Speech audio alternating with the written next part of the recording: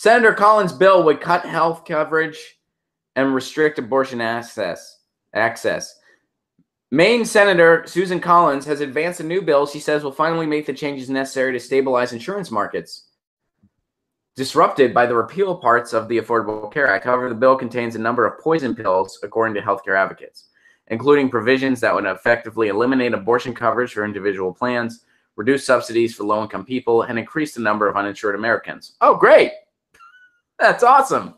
What a great bill. She's really looking out for us. Thanks, Susan. So what's good about the bill? What's good about this bill? Is anything good about this bill?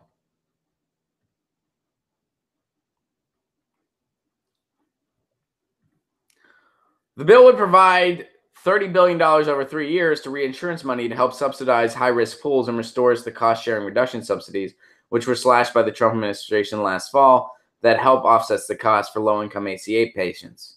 So basically, it's money that would be shoveled to the insurance industry. Reinsurance money to help subsidize, that means money that goes to the insurance company that, yes, the individual doesn't have to pay. It's subsidized by the government. So, yes, it does help individuals, but it also continues to pad the pockets of the insurance industry, which is why we got the ACA in the first place, which is why the ACA was Mitt Romney's plan. Do you think a right-wing healthcare plan wouldn't put the insurance companies at the table? Of course it would. Now, was the ACA a baby step in a better direction compared to the nothing we had? Yeah. It's helped me out as an individual. I'm sure it's helped out a lot of you guys too. Is it a permanent fix for our failed healthcare system? Not even freaking close. It was a baby step in a better direction. And when I say baby step, I'm being generous. Saying baby step is generous to what the Affordable Care Act was. And even what the Affordable Care Act was trying to be, it got gutted as time went on. And Obama and his administration compromised on everything and gave the Republicans in the insurance industry everything they wanted. Why? Because they're all bought by the same people.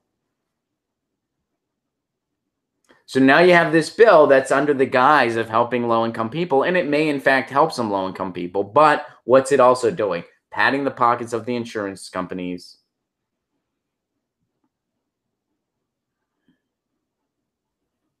Making abortion more difficult, reduce subsidies for low-income people, and overall, it's going to increase the number of uninsured Americans. It's going to help some people, sure, but overall, it's going to increase the number of uninsured Americans. It's probably going to have tighter restrictions on who gets subsidies. So overall, this ain't a good thing. And overall, this is why if someone doesn't support single payer, you don't vote for them. This is why. If someone doesn't support single payer, they shouldn't get your vote, period. No wiggle room here. No wiggle room. And it's because of bills like these. You're not being a purist. You're not having you're having a very reasonable litmus test. Your litmus test is something that other countries take for granted in their conservative politicians. The conservative politicians in Canada still favor universal coverage. Do they have some privatization ideas similar to what we're doing here? Yes. Does the NHS have its problems? Of course it does. Does Canada have their problems? Of course they do. Are they perfect? No. But even their conservative politicians are more, quote, progressive when it comes to healthcare than most of our quote unquote progressives. James points out the ACA came from the Heritage Foundation. And let me get Lay tweets this out. And I think this kind of goes along with what we're talking about right now. And Lay wants to remind us, these men are paid an average of $100,000 a day to keep you from getting health care. I know you guys can't see what I'm looking at right now, but here's the health insurance company CEOs. David Cordani at Cigna makes $27.2 million or $104,000 per day.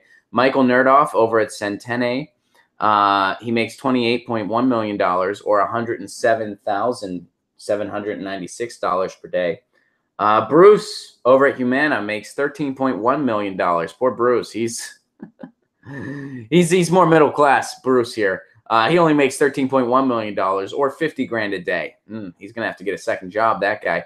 Stephen Hemsley makes $66.1 million or $254,000 per day. He works for United Healthcare. He's the CEO there.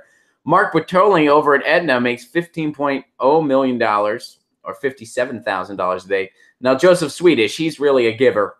He's a real philanthropist, this Joseph Swedish over at Anthem. He only makes $8.1 million or $31,000 per day. He's really roughing it. He's slumming it, that guy. Those are your health insurance CEOs.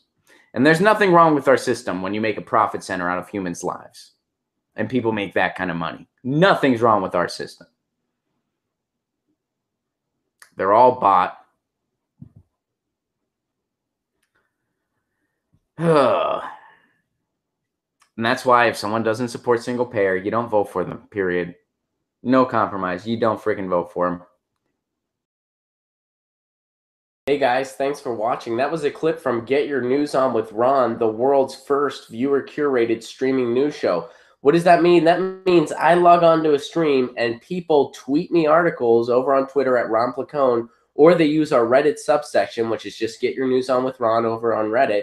And that's how we build the show. I'm seeing all these articles for the first time. We are literally getting our news on together. Follow me on Twitter at Ron Placone so you can participate. And this show streams live every Tuesday through Friday at 10 a.m. Pacific Standard Time. So please do tune in. If you want to support this show, you can do so over on patreon.com/Ron Placone, where for as low as $1 a month, you get access to exclusive podcasts every week, exclusive videos, free tickets to shows when I'm performing in your town, and more for as low as $1 a month. Please do consider it. Thank you so much for your support. This has been Get Your News On with Ron.